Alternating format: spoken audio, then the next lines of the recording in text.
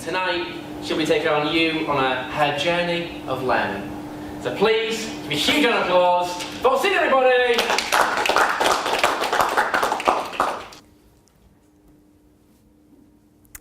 So, what does space smell like?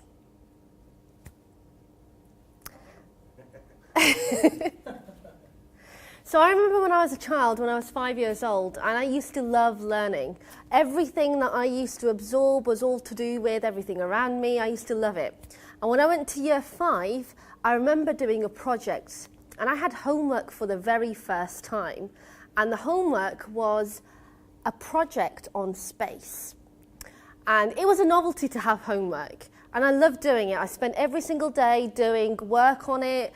I would go home and I would look through book after book, and I'd make sure that I included everything inside my project. As I went to year 6, I then set the 11 plus, and that creativity was still in me. I was very keen to learn. I was very keen to know new things. And like the question, what does space smell like? I used to ask those kinds of questions.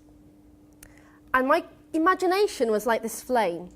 It was very small. I was very young at that age, but the flame is so bright. Nope. It's there, it's there. The flame is so bright, it envelopes every corner of the room. And that was what my curiosity was like. It was vast. I used to ask all those questions that you would never think of. And as I went through year 6 and I set my 11 plus, I went on to grammar school. And it's only when I started to go to grammar school that I realised that education was slightly different now. It wasn't all about learning. It became more about passing that exam, doing that test, making sure that you were competing against other kids in your class. And I felt those restrictions being placed on me. It wasn't just about the teaching and the learning anymore. There were restrictions. It was about outcomes. It was about objectives. All that creativity was starting to get drained out now.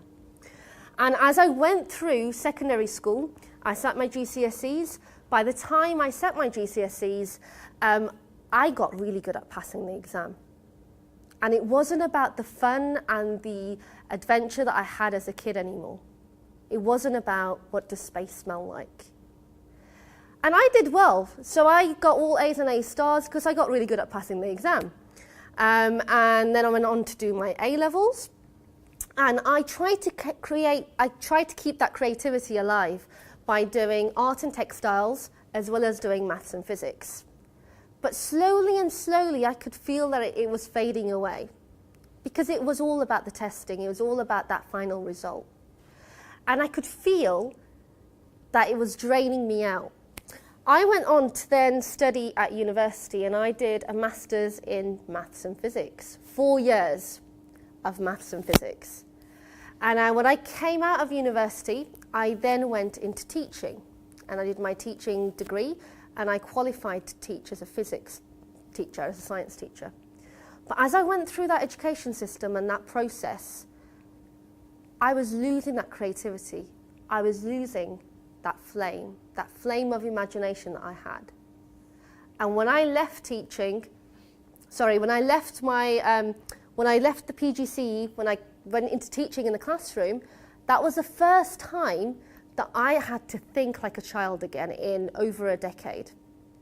And I realised that I'd been restricted so much that I couldn't ask those very big questions anymore. I had to think like a child to be able to teach kids really well. But my imagination had been very limited. So I decided to completely leave everything, and I lifted those restrictions off me. So I left teaching, I left the education system, and I set up my own business. And through that business, I was able to revive that love of learning again, and it's been a long process. But now I run exciting educational workshops. So this is what I do now. Got another one over here.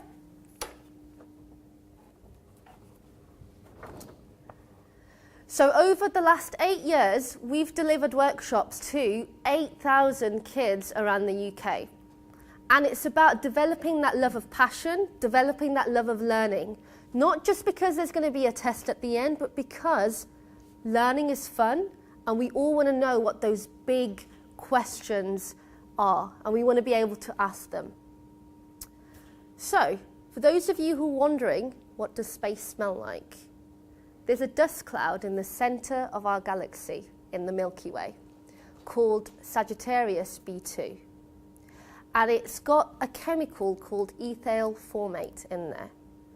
And that ester, or that smell, is the same aroma that you get from raspberry and rum. So our galaxy, or space, smells like raspberry and rum. So the exciting thing is that I get to do what I love every single day. I get to learn everything that I want to learn now. And my message to you guys is to ask those big questions. To ask, what does space smell like? To make sure that your family are keeping that creativity alive and reigniting that spark again. And letting it reach new heights.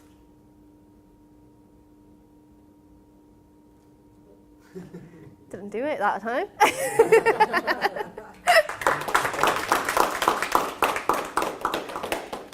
Well done.